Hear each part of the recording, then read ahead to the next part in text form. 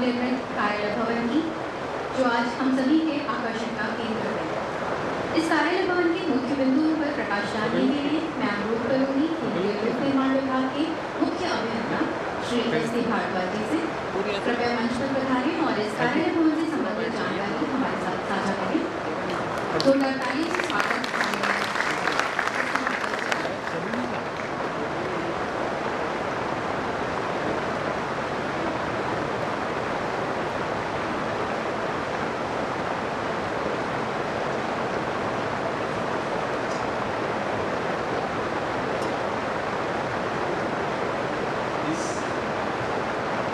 इस कार्यक्रम में मैं भारत के CAG श्री शशिकांत शर्मा जी और मैडम संध्या शर्मा जी का तहे दिल से स्वागत करता हूँ। ये हम लोगों के लिए बड़े खुशकिस्मती की बात है कि ऐसे मौके पर जबकि हमारा भवन पूरा हुआ है, शर्मा साहब, मैडम शर्मा साहब हमारे बीच में उपस्थित हैं, इसके लिए हम बड़े कृतज्ञ रहेंगे। इसके साथ साथ मैं यहाँ पर केंद्र सरकार व राज्य सरकार के अन्य गणमान्य लोगों और AG ऑफिस देहरादून के सभी अधिकारियों, कर्मचारियों व अपने CPWD के अपने सभी अधिकारियों का भी स्वागत करता हूँ।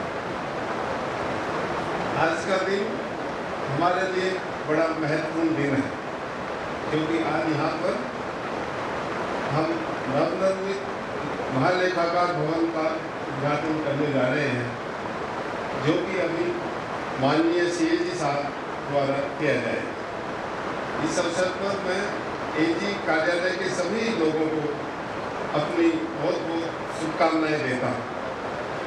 आशा करता हूँ कि ये भवन आपको काम करने का और अच्छा माहौल देगा तथा आप लोग और ज़्यादा मेहनत और एफिशिएंसी के साथ काम करेंगे। आपको आज ये बताते हुए खुशी हो रही है कि आज हमारे विभाग CPWD का भी 163वां स्थापना दिवस है।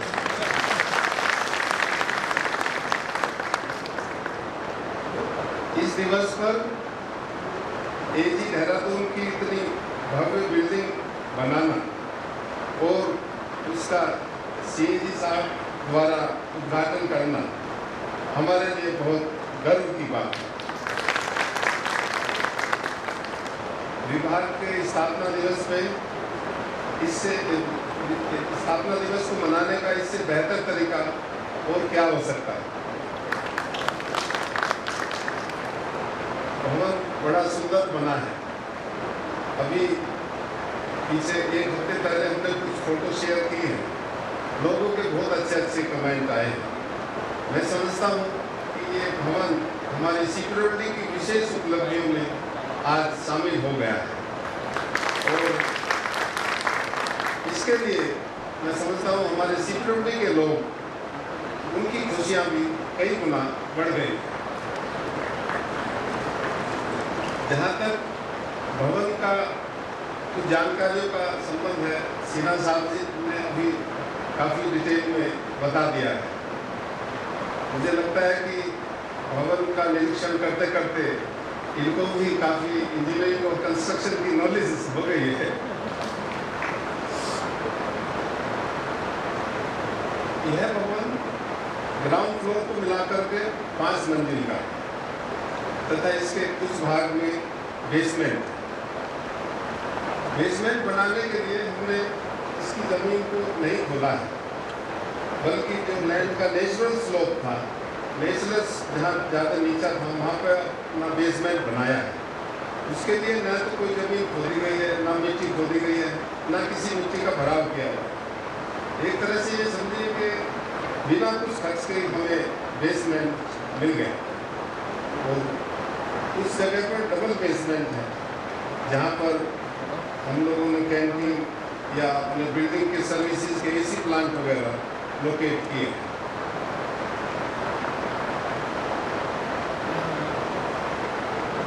जो ग्राउंड फ्लोर है वो मेनली पार्किंग के लिए। इसके अलावा भवन के अंदर जिम, क्रैच और कैंटीन, ऊपर कॉन्फ्रेंस रूम, ऑफिसर्स रूम, तो वीडियो कॉन्फ्रेंसिंग के लिए कॉन्फ्रेंस सिस्टम, कॉन्फ्रेंस हॉल, सभी सुविधाएं दी गई हैं। क्योंकि यह भवन एजी देहरादून के लिए है जो उत्तराखंड का काम देखता है, और उत्तराखंड आप जानते हैं ज़्यादातर पहाड़ों पर स्थित है। इसलिए हम लोगों ने कोशिश की है कि इस भवन की आर्किटेक्चर में पहाड़ों का लुक, हिल आर्किटेक्चर का लुक दिया जाए। हमारे आर्किटेक्ट रावत जी ने यहाँ पर काफ़ी मेहनत की है, और पहाड़ों का आभास टेरेस के यदि स्लोपिंग रूफ को देखते हैं तो उससे हमें पहाड़ों का आभास होता है। इस बिल्डिंग का प्लॉट एरिया, पूरा प्लॉट जिसमें बिल्डिंग स्थित है 29,630 स्क्वायर मीटर, तथा उसमें हमने ये भवन जिसका कवर्ड एरिया 19,268 स्क्वायर मीटर, इस तरह से हमने 0.63 का FAR अचीव किया, जबकि हम FAR 2 तक जा सकते थे, लेकिन भवन में ज़्यादा ओपननेस, सनलाइट, वेंटिलेशन रखने के लिए हमने एक खुले कंसेप्ट से इस बिल्डिंग को बनाया। हालांकि सिन्हा जी ने बताया कि अभी इनका फ्यूचर का और प्रोजेक्ट का सारा रिक्वायरमेंट यहाँ पर एकोमोडेट हो जाएगा, लेकिन यदि फिर भी यदि 10-20 साल बाद जरूर पड़ेगी, क्योंकि FAR 2 का है, हमारे पास काफ़ी मार्जिन है बिल्डिंग को एक्सटेंशन करने का या नए एरिया में बिल्डिंग बनाने का। मुझे ये बताते हुए खुशी है कि इस बिल्डिंग की कंस्ट्रक्शन कॉस्ट करीब 34,000 रुपये पर स्क्वायर मीटर, जो कि बहुत कम है।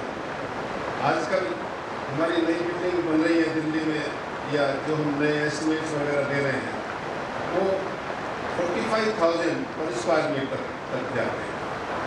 तो ये हम लोगों का एक बड़ा अच्छा अचीवमेंट है, इतना इकोनॉमिकली इस बिल्डिंग को बनाया है। इसमें हमारे ट्रांसपेरेंट टेंडरिंग और जो हम लोगों ने खर्चे वगैरह की क्लोज मॉनिटरिंग की है, उसका भी योगदान है। ये बिल्डिंग बिल्कुल state of the art building है। हम लोगों ने कोशिश की है कि लेटेस्ट टेक्नोलॉजी की सभी सुविधाएं इसके अंदर दी जाए। सेंट्रल AC, DG सेट्स तो दिए गए हैं। सेंट्रल AC सर्दियों में भी हीटिंग का काम करेंगे, तो 12 महीने आपको बिल्कुल कंफर्ट जोन मिलेगा। बिल्डिंग में हमने फायर सेफ्टी का बड़ा व्यापक इंतजाम किया। किसी भी तरह की फायर किसी भी कोने में हो जाए, लेकिन हम लोग आग से बिल्कुल सुरक्षित रहेंगे, जान माल की कोई नुकसान की संभावना नहीं है। इसको हमने फिर देहरादून फायर सर्विस से इंस्पेक्ट करा दिया है, और मुझे बताते हुए खुशी है कि हमें बिल्डिंग का NOC प्राप्त हो गया।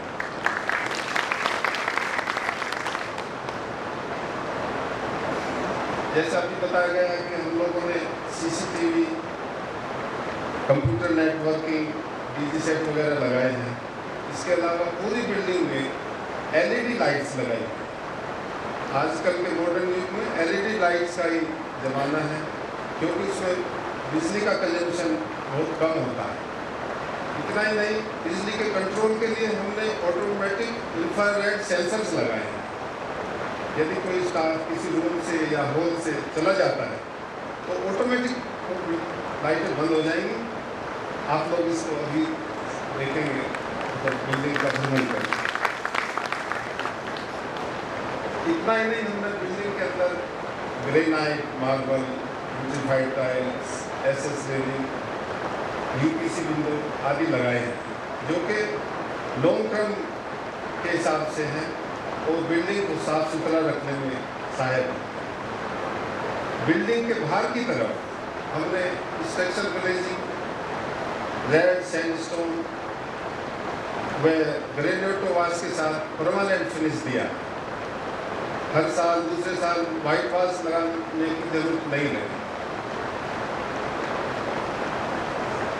जैसे ये बताया गया है कि यहाँ पर फिजिकली चैलेंज लोगों के लिए पूरी सुविधाएं, रैंप वगैरह दिए गए हैं, हर एक फ्लोर पर स्पेशल तरह के बाथरूम बनाए गए हैं जो कि IS स्टैंडर्ड के हिसाब से हैं, और लिफ्ट वगैरह में भी ब्रेल सिस्टम लगाए हैं जिससे उनको बिल्डिंग के अंदर मूवमेंट सुविधा।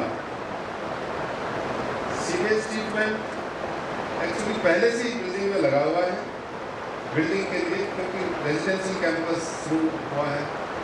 बिल्डिंग के सीवेज को भी हम उसी से जोड़ दिया है, और वहाँ जो पानी का ट्रीटमेंट होगा उसको हम रिसाइकिल करेंगे और उसको एयर कंडीशनिंग और हॉर्टिकल्चर ऑपरेशन के लिए यूज़ करेंगे।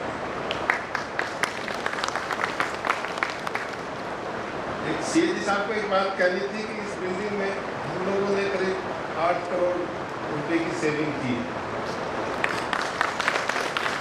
जब बिल्डिंग का कंसेप्ट बना था उस टाइम सोलर एनर्जी का इतना प्रचलन नहीं था, तो मेरा सुझाव है कि उस राशि में से कुछ राशि हम सोलर सेल्स लगाने के लिए प्रयोग में लाएँ तो एक बहुत अच्छी बात होगी, क्योंकि सोलर एनर्जी एक क्लीन एनर्जी का सोर्स है।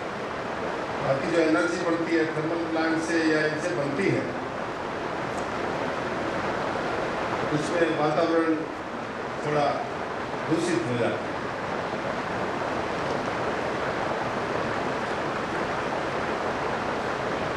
एक और बात मैं कहना चाहता हूँ कि इस भवन को तैयार करने में हमें अशोक सिन्हा जी, महालेखाकार देहरादून जी का बड़ा विशेष योगदान है। कार्य की प्रगति के दौरान में बीच में उनके बहुमूल्य सुझाव हमारे पास आए और हमने पूरी कोशिश की कि उनको इम्प्लीमेंट किया जाए, और उनके इम्प्लीमेंट करने के बाद मैं समझता हूँ कि बिल्डिंग को इस रूप में जो हम देख रहे हैं उसमें एक योगदान सिन्हा जी का भी है। इसके लिए भी मैं उनको धन्यवाद देता हूँ।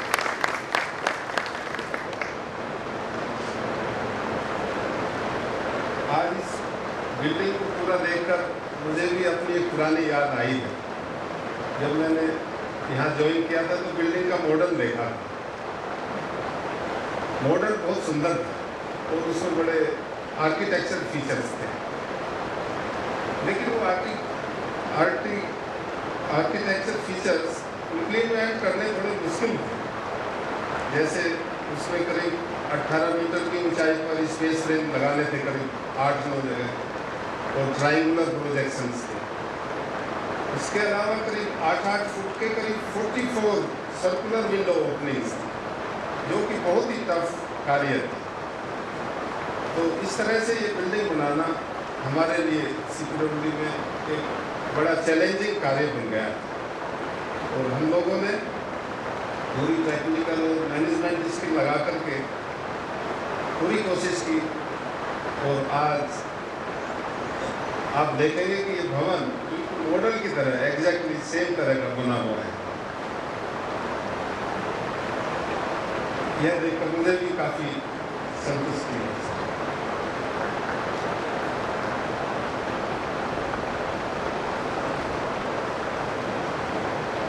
अभी पिछले कुछ दिनों से हमारे लोग सिक्योरिटी में कॉन्ट्रैक्टर्स, हमारे project executive engineers, supervising engineers काफ़ी मेहनत कर रहे हैं।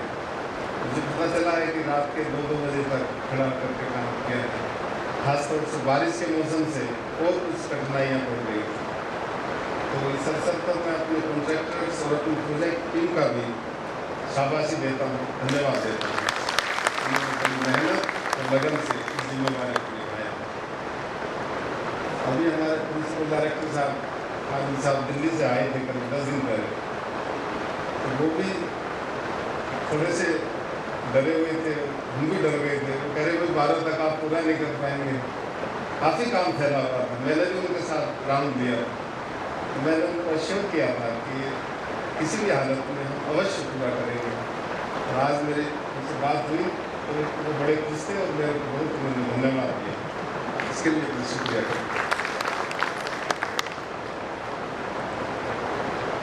मैं एक बार फिर से अशोक सिन्हा जी व सूरज नारायण जी व एजी कार्यालय देहरादून के सभी लोगों को इस नए भवन के लिए शुभकामनाएं देता हूँ। खास तौर से मैडम संध्या शर्मा जी का मैं एक बार फिर स्वागत करता हूँ। आप यहाँ आए, बहुत खुशी हुई, हमारा फंक्शन बहुत अच्छा। धन्यवाद।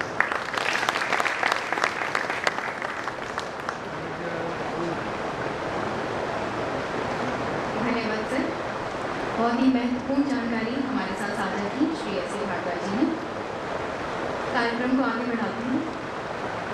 वक्त है उस खास और यादगार लम्हे का जिसका हम सबको बेसब्री से इंतजार है।